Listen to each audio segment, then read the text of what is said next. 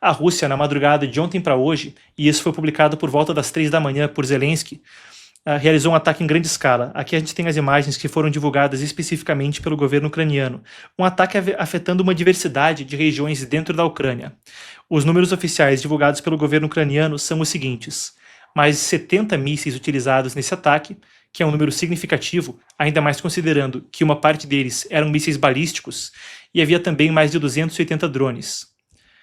260 desses drones foram interceptados, 20, ou cerca de 20, atingiram os alvos. Entretanto, vale a pena acrescentar a escala do ataque, e por isso também que se destaca para além de um ataque comum, ordinário, que aconteceria de forma corriqueira numa guerra, mais de 350 projéteis.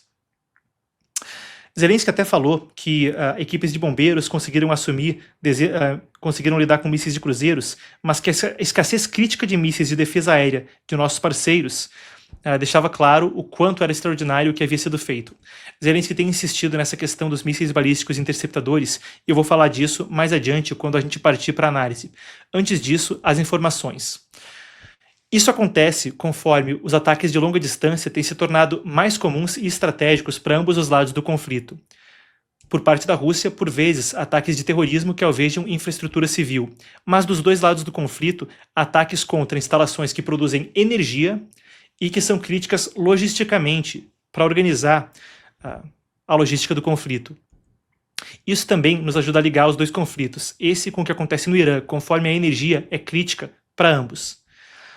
Mas também acontecem enquanto Zelensky parecia ter um momento de otimismo no conflito, logo depois da sua viagem aos Estados Unidos para o funeral do senador Lindsey Graham. Nessa viagem, Zelensky viu avançar um mega pacote de sanções contra a Rússia no Senado dos Estados Unidos, que, se aprovado por Trump em última instância, poderia estagnar a economia russa mais do que já está. Seriam sanções secundárias, fui a fundo sobre isso ontem, sanções secundárias sobre quem quer que compre petróleo da Rússia. O país que o fizesse estaria enfrentando sanções de 100%, tarifas de 100% sobre seus produtos com os Estados Unidos. Uma coisa que, por exemplo, para a China ou mesmo para o Brasil, poderia ter consequências bastante graves. Ainda na reunião com o Trump, Zelensky disse que discutiu a possibilidade de fabricar mísseis Patriot na Ucrânia. O tipo de interceptador que seria necessário não só para ele fazer mais interceptação de mísseis e drones em ataques como esse, mas exatamente o tipo de munição que seria mais necessário agora no conflito no Oriente Médio. Por isso também Zelensky tem insistido nessa retórica. Até, eu tenho aqui outra parte da publicação dele a respeito do assunto, falou explicitamente sobre essa questão de mísseis interceptadores. Aqui a gente tem uma parte da fala onde Zelensky disse, isso na fala dele especificamente sobre esse ataque. O terror russo novamente prova que proteção contra a ameaça de mísseis russa é a coisa mais importante quando se trata de salvar as vidas do nosso povo. Essa não é uma tarefa que possa ser deixada apenas para a Ucrânia ou para qualquer país sozinho. Todos os parceiros sabem como e com o que podem ajudar. Então, a assistência, que é extemporânea, e os atrasos na entrega de mísseis antibalísticos levam a esse tipo de destruição. É importante apoiar a proteção da vida. Aqui é a fala de Zelensky. Então, após esse ataque, como eu disse, o contexto da viagem dos Estados Unidos e a insistência para que haja mísseis Patriot sendo produzidos na Ucrânia. Esse é um dos pontos que torna esse ataque relevante, a possibilidade de que esses mísseis fossem produzidos ali e pudessem também ser exportados para o Oriente Médio, aonde são muito necessários. É um dos momentos onde converge o interesse americano com o ucraniano, para os Estados Unidos ter um estoque maior, para a Ucrânia ter acesso a mísseis que, muitas vezes, lhe faltaram desde o início do conflito. É um dos motivos que torna esse ataque incomum, não só a sua escala, mas também digno de ser noticiado com mais detalhe. Tem um outro motivo que também toma as manchetes quanto a esse ataque. Ele agrava a posição de zona cinzenta da Rússia. O que é zona cinzenta? Ataques que não são nem uma invasão deliberada a outro país, mas que acabam por gerar desgaste, fazem com que o inimigo se mobilize. Estou falando disso porque uma das consequências foi que mísseis da Coreia do Norte, de acordo com Zelensky, foram avistados. Aqui a gente tem a publicação especificamente do presidente da Ucrânia, falando que os russos pela primeira vez em um bom tempo utilizaram mísseis da Coreia do Norte, de acordo com dados preliminares, o que mostraria um envolvimento maior de Pyongyang no conflito.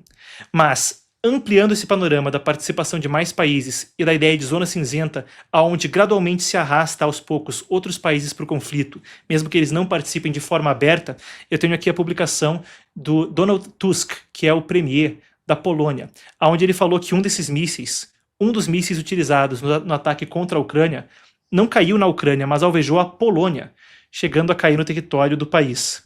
Aqui nas palavras dele, na noite passada, durante o imenso ataque de mísseis contra a Ucrânia, um míssil balístico KH-101 violou o espaço aéreo polonês e caiu a 50 quilômetros da cidade de Lublin.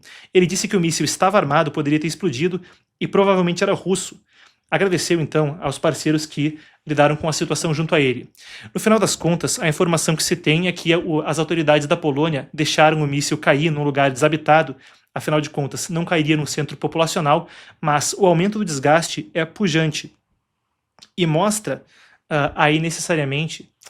Peraí que eu me distraí com um comentário aqui, novamente o pessoal perguntando se eu tenho sentimentos. Tenho sentimentos, se houver tempo no programa falo sobre isso.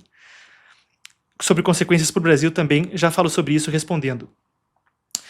Agora, é um ato escalatório que volta a mostrar uma posição agressiva da Rússia em um momento onde, para a Ucrânia, as coisas pareceriam positivas. Isso acontece em um momento onde esse tensionamento global dá um contorno de guerra cada vez mais amplo aos dois pontos onde tem conflito aberto no mundo hoje, em particular o Oriente Médio e aí a guerra na Ucrânia. Posso dar um exemplo dessa reação. Aqui a gente tem a Ucrânia revelando que em 9 de julho estaria se preparando para fabricar um novo drone de longo alcance chamado Hornet. Aqui o pessoal fala da marca, né? O pessoal até brinca a Hornet, que é a motocicleta, mas não é nada disso não. É um drone com esse mesmo nome, Hornet, que é um tipo de inseto em inglês, como parte de uma iniciativa para aumentar as capacidades militares de ataque profundo.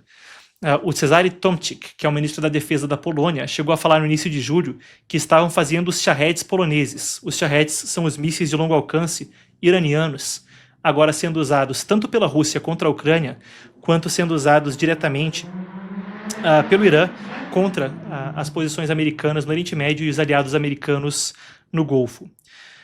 É o tipo de incidente que, agora com os fatos em mãos e indo para análise, mostra como essas duas guerras, em primeiro lugar, se tornam de certa forma mais próximas quando se fala de mercados de energia e de prioridades dos Estados Unidos, mas ao mesmo tempo dá esse tipo de sensação que o mundo fica em conflito. E quando se fala de Terceira Guerra Mundial, eu vi uma análise comum, e normalmente se diz que isso é alarmista, mas eu quero aqui trazer isso com a seriedade que o assunto merece.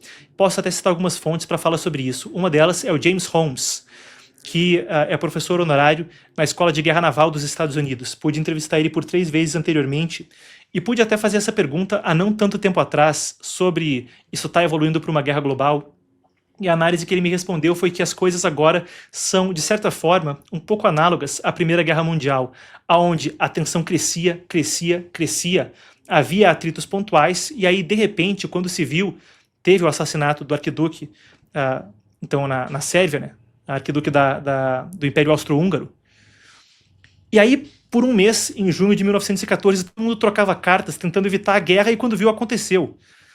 E ele disse que é um cenário um pouco parecido, no sentido de que o barril de pólvora parece se configurar de forma que está tudo ocorrendo aí de forma escalatória, e parece não haver muitas off-ramps, muito daquelas rampas. É uma metáfora, tipo aquelas rampas quando o caminhão perde o freio na estrada. Parece não haver muitas rampas, muitas formas de desescalar o conflito. E aí, de fato, é uma análise interessante conforme a gente vê esse ataque russo acontecendo ontem.